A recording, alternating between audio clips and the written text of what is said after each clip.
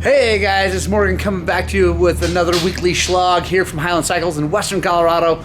If you guys are new here, make sure you consider hitting the subscribe button because what we do here is pretty rad. I think everybody agrees with that. If not, you know, whatever, comment below, tell me what I missed, what I don't do right. But this week is going to be a good week. We are super stoked to let you guys know that we are working on a brand new 2022 YZ250 with 0 hours, 0 minutes on it. We're doing a full suspension revalve. We're also putting an Tek Head, carburetor modification, and then we got a whole box of parts, Boysen covers for the ignition and the clutch, and Boysen rad valve we're putting on that one. Pretty excited. Also, I got my shock done finally, so I'll get that back on the 300 so I can test that N8RH, I think that's what it is, needle that I put in the 125 that I absolutely love, thanks to Kelsey at RK Tech. But yeah, guys, this is our little shop vlog that we do every week here in Montrose, Colorado. If it sounds fun to you, stick with us and let's do this.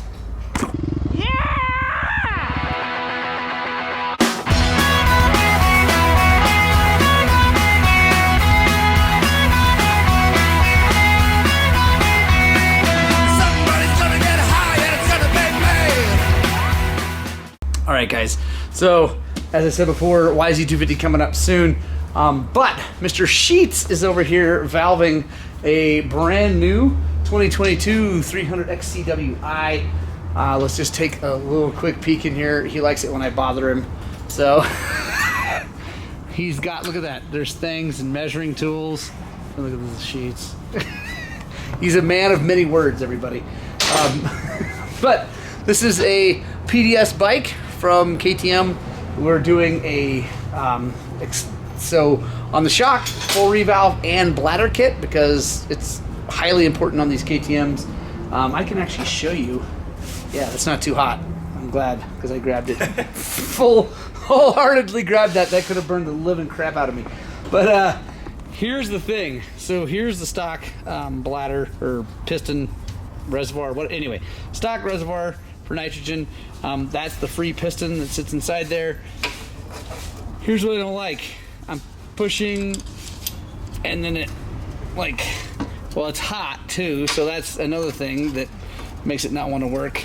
Let me see if I can push it. It might be just because he did have it. There we go. So you see how much effort it took? Well, that's because it was hot, yes, but these get crazy hot when you're riding, like super hot. If you don't believe me or you don't know, next time you go ride, go hammer for, I don't know, 45 minutes or so, hit some moves, rocks, whatever, anything, and then touch this reservoir on your shock and let me know how warm it is. It's gonna be really hot. That's the problem with the piston, is it doesn't move smoothly, especially when it gets warm. So we're putting a Tbt Bladder Kit in it that Travis has made special just for him. Really tight tolerances, everything's perfect, they fit really well. So valve in the shock, and then on the forks we are doing an Explore kit from TBT. Here's the thing with Explore forks. This is the normal bottom bolt. There is the compression stack, so it does have a compression stack here and all that, but no way to adjust it. So we install adjustable base valves and then put the pistons over here, revalve it, dial it in, and then we also valve the mid valve on the rebound side. Now we do have the capability to change them both into just open chamber forks, like on the older KTMs, but I have on mine used just the normal TBT setup with just the adjustable base valves and revalving the one side mid valve, and I am super happy with it. It saves a little bit of money and I think it works really well. So anyway, that's what Mr. Sheets is up to. Like I said, he doesn't like to talk, so we won't bother him anymore. I'm gonna put my bike back together, get it off the lift so I can pull this YZ up and get to it. Guys, quick tech tip for shock bolts. Make sure you use Loctite. I've actually seen brand new KTMs with, it seems like it's always on the PDS. Must be something about the way the PDS works and the bind, I don't know, whatever. But I've seen brand new ones have shock bolts come out and get lost. Actually, I've seen some on Husqvarna's with the linkage too. So anyway, whatever, take that back. All of them. Be careful. Make sure you put a little red Loctite on these when you put them back together, because if that thing comes apart while you're riding, it can be like catastrophic. All right, guys, ready to start taking this thing apart. Get the RK Tek Head on first, and I figured I'd bring you guys along and show you guys what all is actually different for 22. One of, honestly, the biggest functional differences is the fact that there's a single bolt seat now, which is pretty rad. Also, that made it so they've put a completely different subframe in here. They got this, which is interesting, and I really don't know what that's for. I have my theories, is that maybe, just maybe, next year, 23, they're going to do something actually radical. They did something radical for the 125s for 22. They really changed the motor up. On this bike, they really didn't do much different other than plastics, that seat design, and now I'm noticing this. And I don't know, they've got that brace in there. They used to have a different brace that just came straight across here, and now they've got this, and they got a hole there, which, what is that for? I don't know. It's kind of interesting. So I'd love to think that maybe they're going to put an electric start, and that's a way to put a battery in there. Who knows? Obviously, that's all speculation. We've all been hoping for an electric start and a 6-speed in this bike now for decades. It feels like, okay, it's not decades, but for a decade, for sure. So, yeah, anyway, seat's a big change. I'll bring you in if I find anything else. All right, guys, got the head off, as expected, because it has really no time on it. Everything looks brand new. And we are putting an RK Tek. You guys have seen these plenty of times. I can say, though, that the Yamaha head looks much better, like the stock head, which is this one, looks a lot better than the stock KTM as far as like the squish, the shape of the squish. But you can see the deck height is, it's pretty thick, whereas over here we got a lot less, so much higher compression. Still a very different dome. Gonna burn a lot better, so pretty excited about that. Gonna put that on, and then Kelsey also sends, with the Yamahas, he sends his needle and this little plug in there. I'll show you how that goes. It goes into the carburetor. So yeah, let's get this on there. We'll pop the carburetor off, and then I'll show you what the Boysen stuff looks like, the rad valve and all that.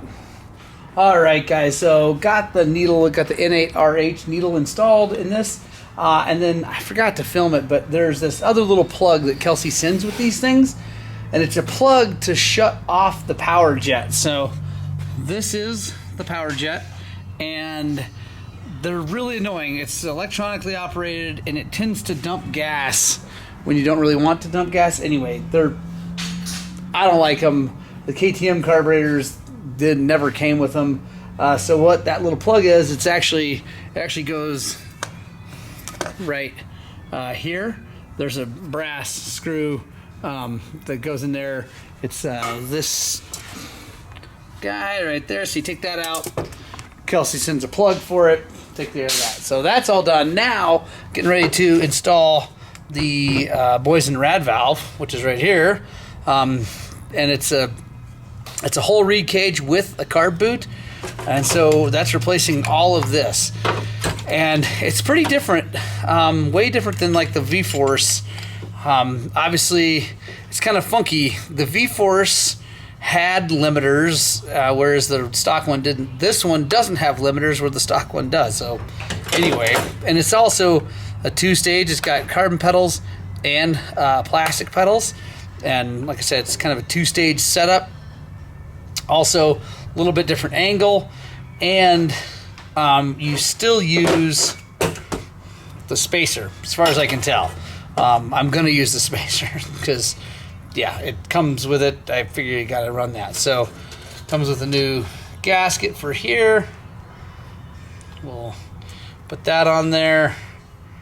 Then we'll get our spacer on there, and we'll bolt this thing up, bolt the carburetor to it, and then we've got a few other things. Oh, got one other thing I'll show you here in just a second. Let me get this on there, and I'll show you the other part for the carb. All right, guys, the other thing that this gentleman brought me to install is this thing. It is a Boysen Power Wing. I don't know. You guys should comment below. Tell me whether you believe in these things, whether you think they work or not. I don't know. I kind of can't believe that they do. But, you know, maybe. I don't know. I could be wrong. It wouldn't be the first time, nor the last. But it goes in like that. So it's kind of different than all the other ones I've seen. It's got this curve, and it's definitely specific. Like, you can't put it in any other way. So I think you're supposed to put it in here first, maybe, and then bring that down. I don't know. I'm not sure. So I think what I'm going to do is put the carburetor into the intake boot, and then I'm going to put this in, and then I'll bring the air box down on it. I'll show you here how that goes here in just a second. Let me look at it for a little bit, and then we'll check in. All right, guys, so that went on pretty good. Just put the power wing into the carb first, brought this down, had to jockey it a little bit, but it all went fine. No problem. We got the pipe back on. Now I've got an ignition cover.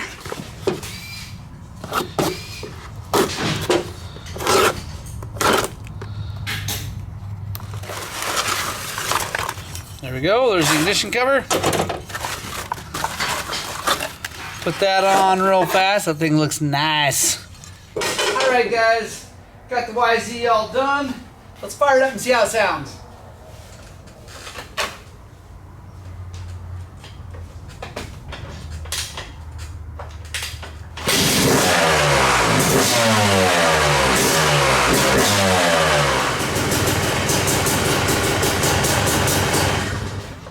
Okay, we're getting there. Do you happen to have any of that shrink wrap on a hand roll? Can I ask you about that 250? To give it some more, would a pipe help? Yes. Pipe would help. Or should I just resell it and get a bigger bike for it? The problem is you can sink some money into it for sure and get some more power out of it.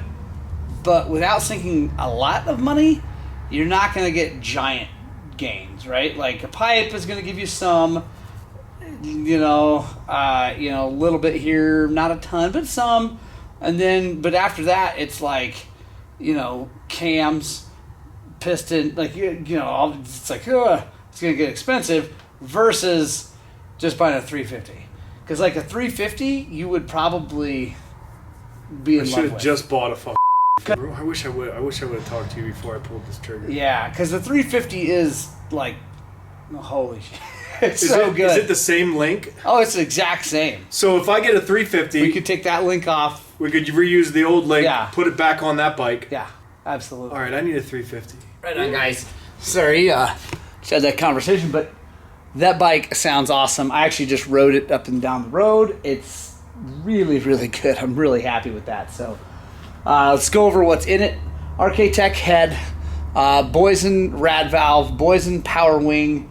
It's got a 175 main jet, 50 pilot, and it's got the N8RH needle in the number 2 position. I'm going to let him ride it like that. We might move it down to the 3 position, which is raising the needle up to richen that up, but it feels really, really good right now. I'm going to let him ride it for a little while, break it in, and see what's going on. So anyway, that YZ250 is going to be bad to the bone. He is doing a full Hurricane Hannah graphics kit on it, so stay tuned. We'll get pictures and video of that when he gets done with it. Yeah, guys, that thing's awesome. All right, guys, next on the lift is this lovely Beta 390.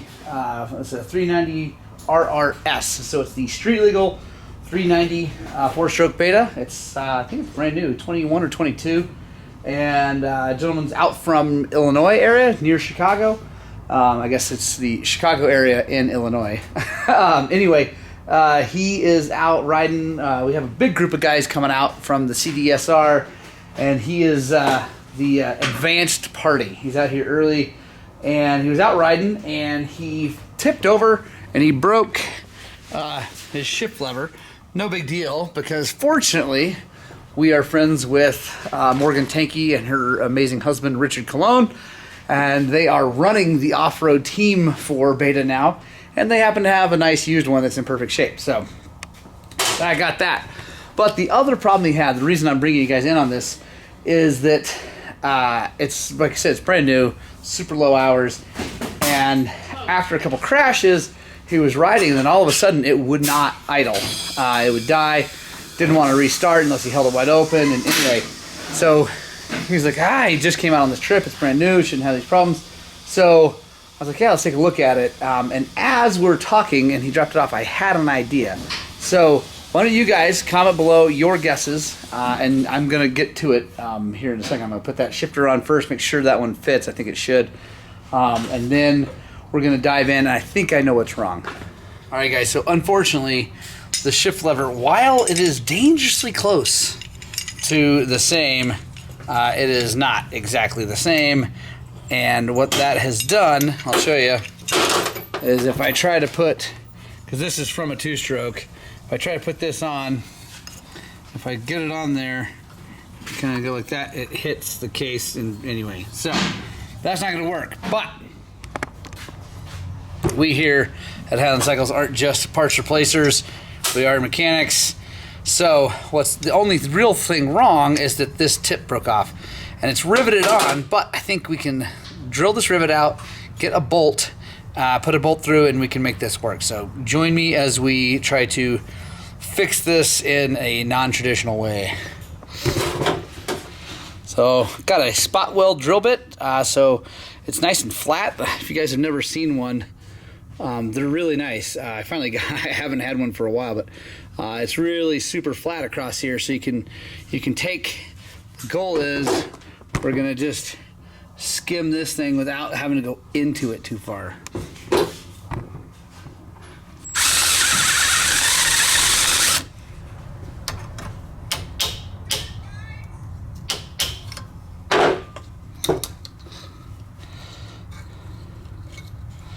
All right, there we go.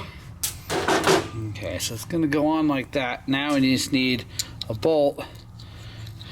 I'm actually probably gonna have to drill, maybe not. Aha, there we go. That's gonna work awesome. So now I just need a nylock nut for this thing, or we'll get a normal nut and put a whole bunch of Loctite on it, because we can't, if we tighten this down, if we pinch this, it's going to pinch this piece to this and then it won't flip. When that's one of the safety things that helps keep these from breaking. Unfortunately, obviously he still managed to break it, but no big deal. Let me go find a nylock.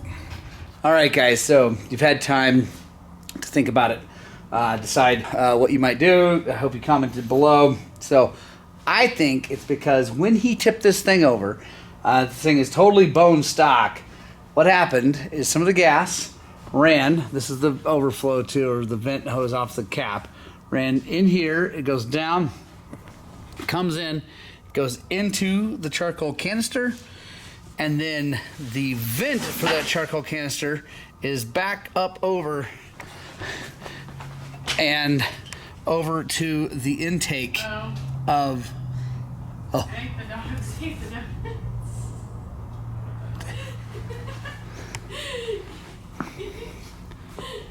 bad dogs. There might still be one in there. Well, if you're gonna eat it, here you go.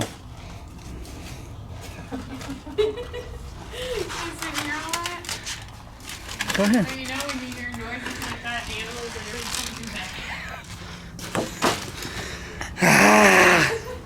coming back. Dogs eating donuts. They're pretty stoked, so I guess I'm not too upset. Anyway, so the vent for the charcoal canister goes right into the intake of the motor. So if he dumped it, that ran down into the charcoal canister, filled it up, got too many fumes, or it was even like super full, it would have then pumped fumes into this, making this thing run super rich, dying, needing to be held wide open, all that good stuff. So what we're gonna do, is we're going to remove the situation because the charcoal canister is actually not hooked up electronically to anything.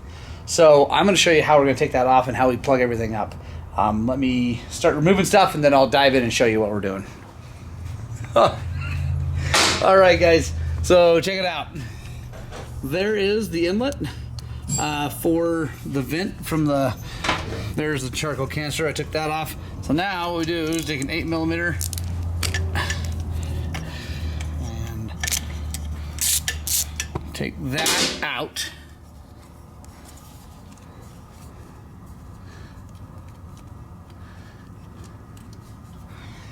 There we go. It's got a copper washer on it. It's kind of interesting. The washer ID is focus.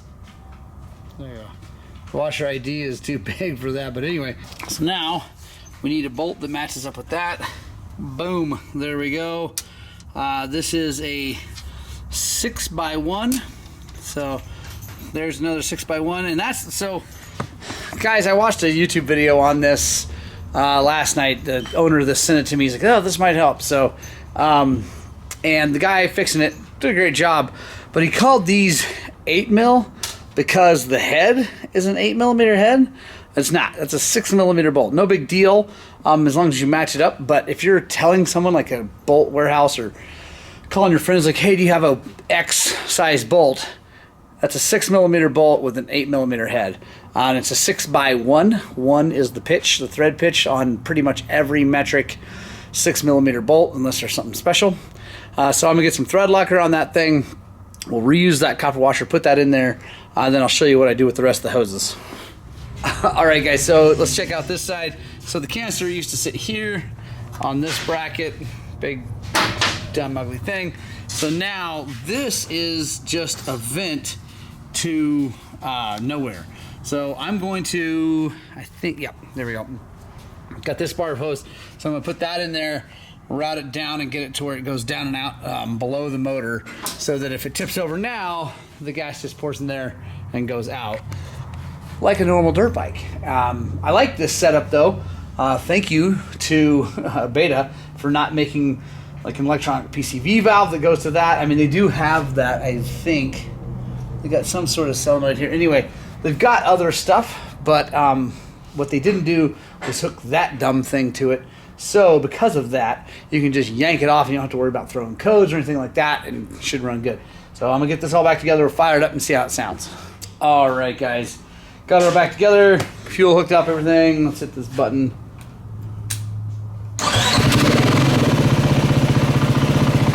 Sounds good, fires right up. So I think we got the problem solved. I'm going to give this gentleman a call. I think we figured out the problem because this thing's brand new. There's really nothing else that could be wrong. I mean, whatever. There's always something else that could be wrong, but I highly doubt it. Beta's quality control has been really, really good for a really long time. So I think we're all good to go. Go take it for a quick test spin. We'll get on to the next job. All right, guys. Next on the lift is this Husaberg, which is just a KTM. This is back when they were switching from, well, KTM brought Husaberg under the banner of KTM and were building all their bikes, and then it switched over to Husqvarna shortly after this. I forget, this is like a 13 or something like that. Anyway, but we're working on it. Guy is storing it with us. By the way, that is a service we offer if you want to drop a bike off in Montrose, leave it here and then fly out and ride. We offer that service. We have storage in here in the shop or out in our big shipping container. But Lane here wants me to do oil change, air filter, front tire, and he said carburetor. So as I was doing the oil change, I pulled the drain plug and that really, really black oil, that tiny amount, is all that came out. So what that means is either Lane has no idea how to add the proper amount of oil. I know that's not the case. Or what is most likely happening, and I'm sure is what is happening, the right side crank seal is leaking, because in his notes he said, yeah, the bike seems like the carburetor's doing something weird, and maybe the float bolt's leaking. So anyway, I got a seal. Actually, I have a seal. I just need the O-ring and this big clutch cover gasket. So make sure you subscribe, guys. Probably won't do this on this Shlog, but hopefully next week we will be putting main seal in this side and the other, and then also that little O-ring and big clutch cover gasket. So anyway, not much else I can do with this. All right, guys, that's the end of this week's Shlog. Thank you guys so much for joining me. I hope you had fun. If you're new here, this is your first time around, definitely consider hitting that subscribe button. It really does make a big difference. Also, guys, quick reminder that if you are wanting to support the channel but not spend any extra money, and you do any shopping on Amazon, there's a link in the description below. If you go to that link first, and then go shop for whatever, I don't care if you're buying 57-inch TVs or fancy green tea or whatever, it helps us out if you hit our link first and then go. Also, a couple guys have done this and it's been really helpful if you want to make that your home Amazon page. So that's the only Amazon page you go to and then you go shopping. It really, really, really helps us out, and it doesn't cost you guys any extra money. You get the same deals. If you have Prime, you still get the free shipping. Anyway, all that stuff. So shameless plug, but it really does make a difference. I love you guys. I hope you get out to spread the gospel of two wheels, and I desperately hope that what we're doing here at Highland Cycles is inspiring you guys to work on, but more importantly, get out and ride your dirt bikes!